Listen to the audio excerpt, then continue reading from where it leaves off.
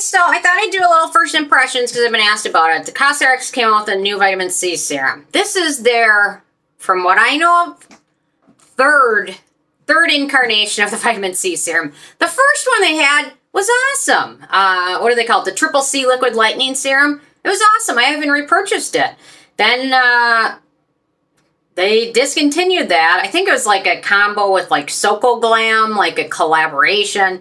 So I stopped that. Then last year they came out with a new vitamin C serum, which I purchased. I tried. It was fine. It did go bad fast. It oxidized rather quickly, even stored in a refrigerator. So bring us to today, and now we've got our third incarnation of vitamin C serum. Same with Purito, interestingly. And all three of Purito's vitamin C serums have been terrible. Well, they haven't necessarily been terrible, but they've oxidized really fast. All three of them. So anyway, I'm not going to try another one from Purito ever because they just didn't work out. So anyway, so this brings us to today with this one, which has 23% ascorbic acid.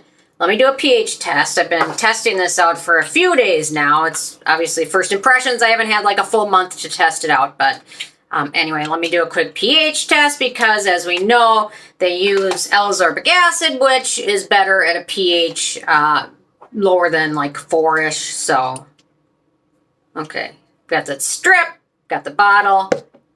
Try and do it. Okay, so, okay, there we go. So here is this. Here is the guide. And from my judgments looking at it, I think the pH is pretty on. It looks to me right between like 3 and 4. So there we go. 3 and 4, which is probably where you want to be. This is interesting that they use 23% ascorbic acid because the most I've ever seen that I noticed is 20%. So this is a little bit higher. I've been able to use it, no issues, although I will say towards the end of the day, my skin, after using this, starts to like pill a little bit, although it could be from the heat and humidity. I'm not certain that this is the reason.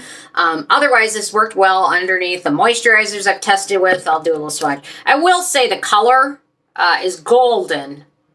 I prefer it to be as clear as possible, because the more yellow it is, the more oxidized it is, especially for something brand new. So it is a touch yellow, but I think it's probably still very fresh. So there we go. Smooths in the skin nicely. I will say a couple moisturizers I used over this foamed a bit, probably because of the pH. So that's not a huge issue, but something to keep in mind. So I changed the moisturizer I was using. So the one I used over this, these last times I've tested it, was the Bonjour. So I applied this over it, no issues, and sunscreen, and good to go. There's no fragrance in it. There's no denatured drying types of alcohol in it. I think, let's see, so water, ascorbic acid, Panthenol, Squalane, caffeine, Adenosine, palm oil, vitamin E, sunflower seed oil, licorice root, carrot root, and beta-glucan. So I have a feeling this is going to oxidize faster than other vitamin C serums because I don't see ferulic acid in there, and ferulic acid is a great one to combine with vitamin C, and it helps it last a little bit longer before it goes bad. It is exciting to have a strong vitamin C option with 23%. And the caffeine might be a killer for some people because some people are very sensitive to caffeine on their skin as well. But we've got Allantoin in here as well, so some nice ingredients, hydrating ingredients, calming ingredients. There it is, soaks in, sets to a non-sticky finish. It does have, if you hate that vitamin C hot dog water smell, it's the only way I know how to describe it.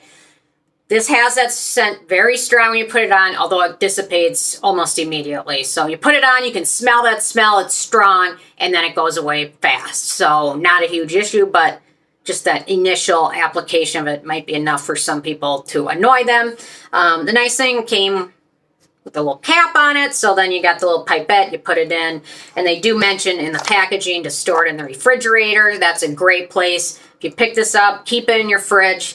It will help it last just a touch longer, and the longer it lasts, the less it oxidizes, the more effective it is for you. The darker orange it gets, brown, black, the less effective it is. So the lighter color, the clear, the golden color is great. And then after that, to be honest, I probably won't be able to finish this before it goes bad. I just have a gut feeling it's not going to be one that lasts long. Although they're Triple C Liquid Lightning. I loved it, lasted a long time. The last one they came out with last year was not great. We'll find out. I guess I'll give it a month or so to test it, then I'll do a full review of it. Cosrx also came out with a sunscreen. I'm not super excited about it because fragrance is pretty high up the ingredient list on that. I'm still going to try it out. I love their aloe soothing sun cream, but the fragrance in it's too strong for me, but otherwise it applies nicely and everything else. So anyway, I'm making room in my little skincare fridge for this little goodie, and I'll do a full review ASAP. So anyway, leave a comment with any questions you have about it. Yeah. Or if you picked it up and what your thoughts were, or if you tried their other vitamin C incarnations, what did you think? And what is going on with SocoGlam's Good Skin Days brand? They had a vitamin C, they had a cleanser, they had a toner, and a cream, and they're like all over stock, so I don't know if they're doing anything with it, but now they've got their own brand called The Clog now. So how many brands can SocoGlam have? The Clog, Good Skin Days, Then I Met You. It's a lot. It's a lot. But anyway, okay, love hearing from you guys, and stay tuned for more tomorrow. Thanks so much.